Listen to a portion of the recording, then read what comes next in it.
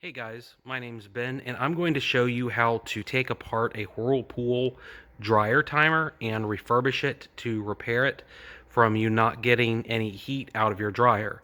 If you have replaced your heating element, your sensors, and maybe even a few other parts and are still coming up zero on the heat of your electric dryer or maybe even gas dryer, I'm going to show you how to diagnose and take apart the timer and hopefully get it fixed. I'm going to shoot this with one hand and take it apart with the other, so please bear with me. But this should give you a good idea on what you have to do. First thing to notice is that this is a Maytag, but basically any dryer made by Whirlpool that has this lint filter on it is going to work. It's the same strategy for a Whirlpool, Amana, Roper, Estate, or Maytag. These models have been made for the past few years from 2019, so it works on quite a few from probably about 2012 through 2019. The first thing you're going to do is take off all of the screws on the back of this to make it a little bit easier to access the timer. There are 6 screws in all, and we're going to take every one of them and then remove the back plate off.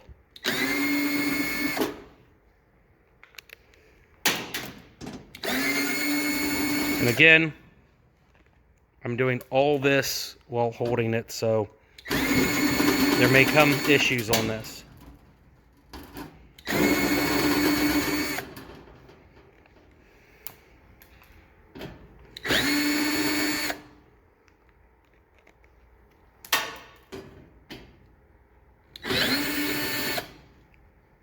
Okay. The back plate is able to be taken off at this point, and this isn't going to let us take the timer out, but it's going to let us access everything from behind. This is what the back of the dryer is going to look like, and you have 2 wire harnesses. This is the bad one that will have issues if you are not getting heat. This one is just another one that will need taken off. So the next part that we're going to go to here is to take a putty knife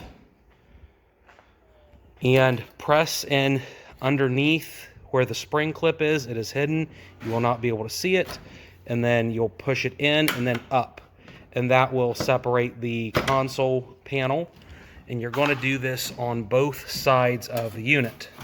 Push in, pull up. If I had 2 hands, it'd be a little bit easier, but I don't. So we got the top of it off. And then we're going to push forward on the console, wiggle it around, jiggle it, and then finally push it forward. And this is going to yield easy access to the timer. Now, some of these timers are going to have maybe 2 little clips on the top of it that you'll need a pair of needle nose pliers to press in. This version has 1/4 inch nuts on it that you're going to take your screw gun to and take out. What I'm going to do is take off these wire harnesses real quick. 1,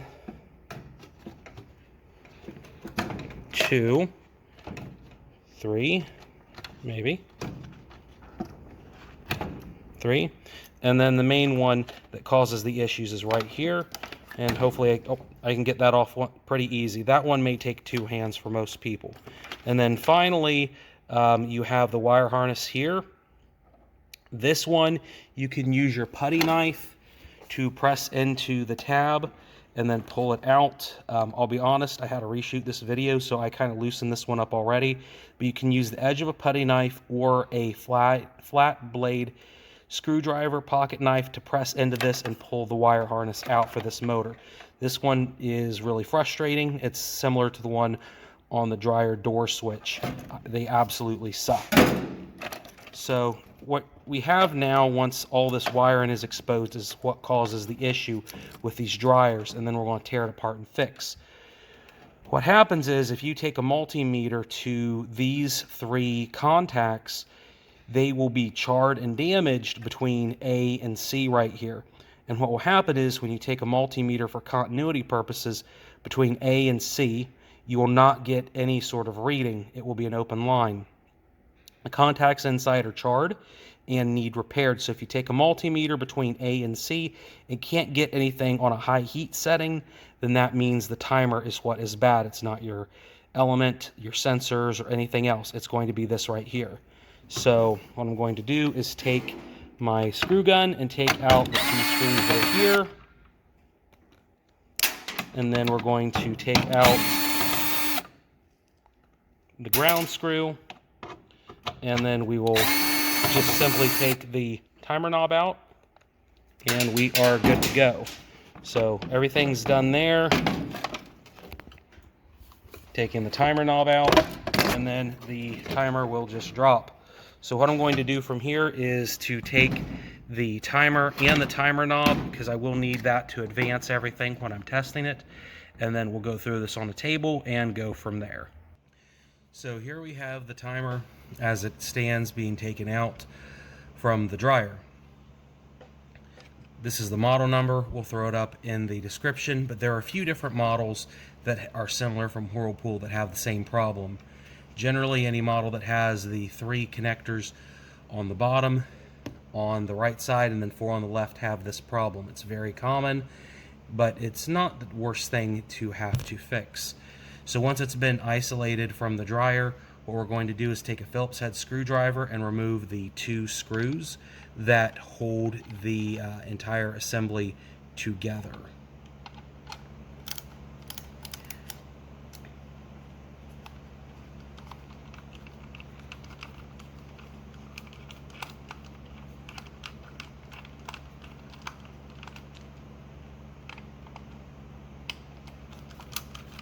And unfortunately, this is the second time for me having to shoot this video because I lost all audio the first time around, which is why it probably sounds different.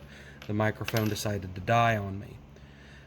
So we got the motor assembly separated through the screws, and now we can take the motor assembly off, put it somewhere that won't get lost, and then we're going to flip it around.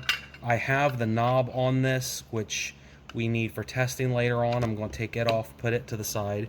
And then finally, this metal housing, we're going to take it off. You want to make sure that the black side is down, because there are some cams inside of here that if you take it apart upside down, they're going to probably fall out, and then you won't know where they go.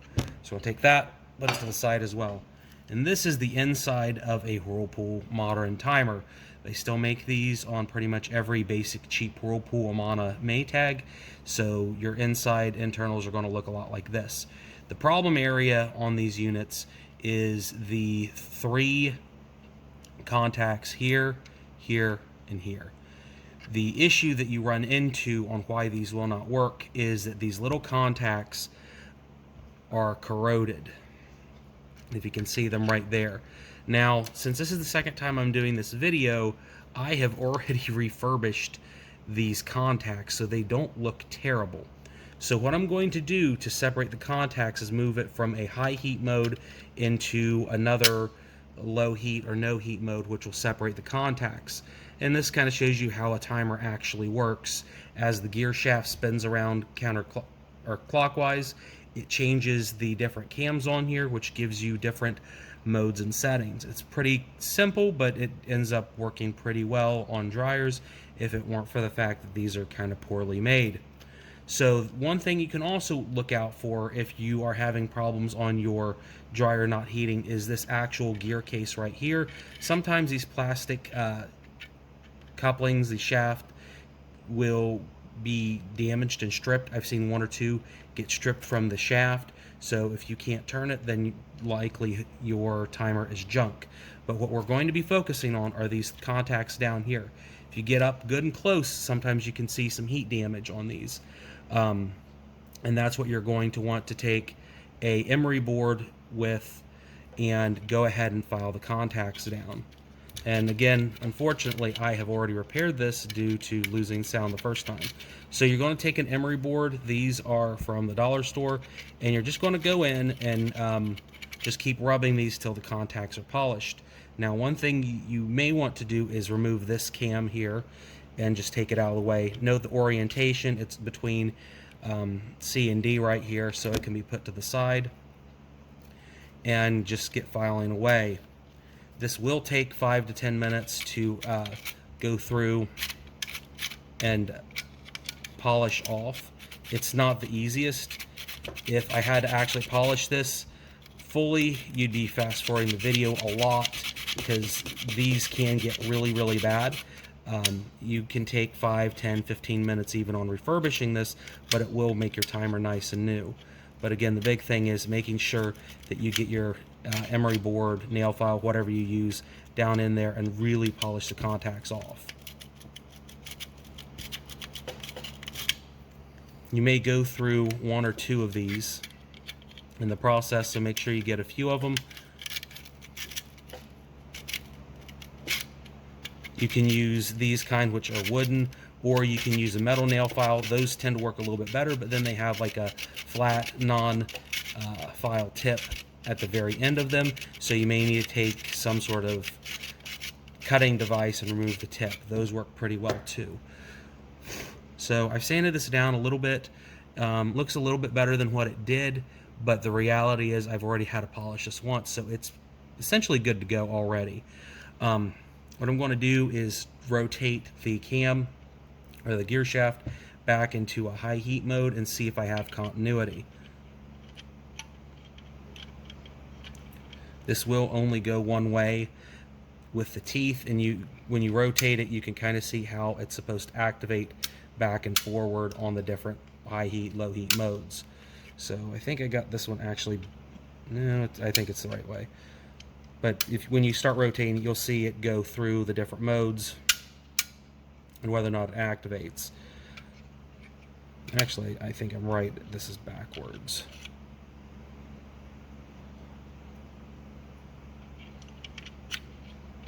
Or maybe not.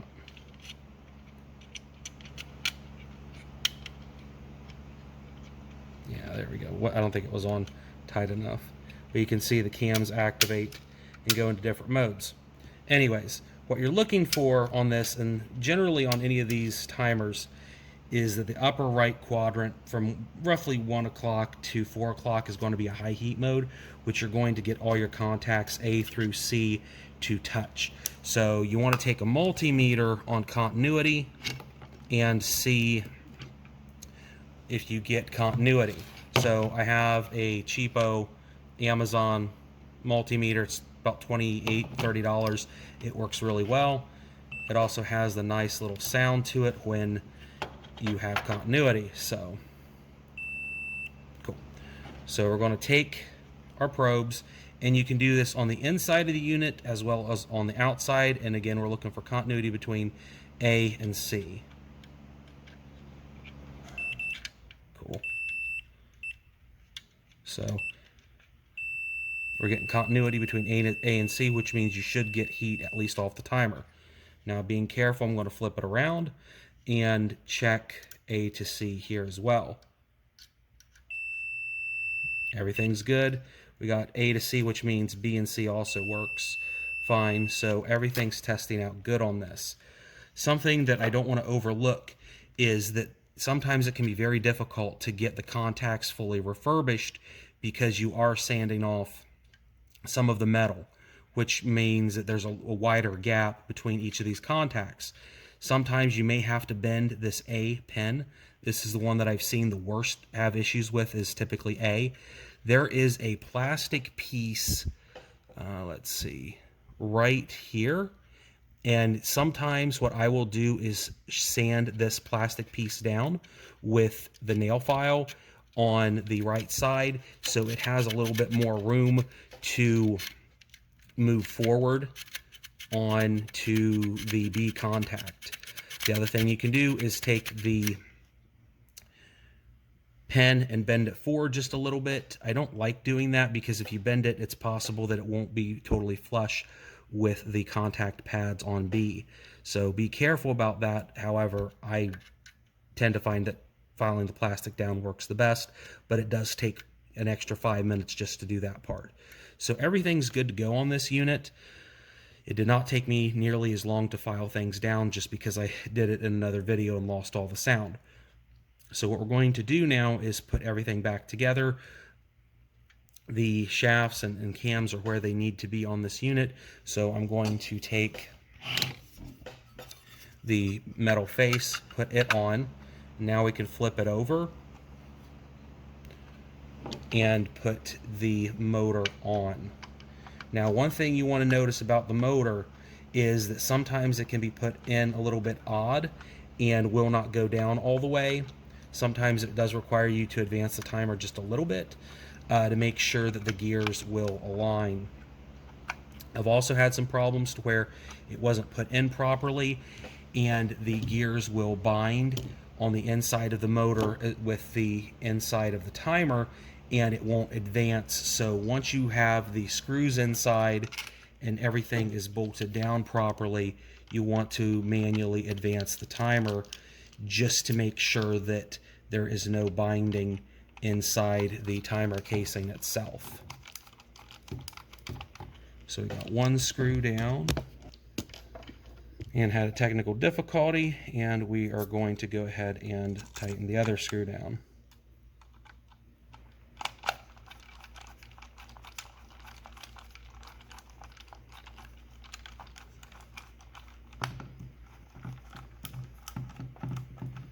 They are tight now.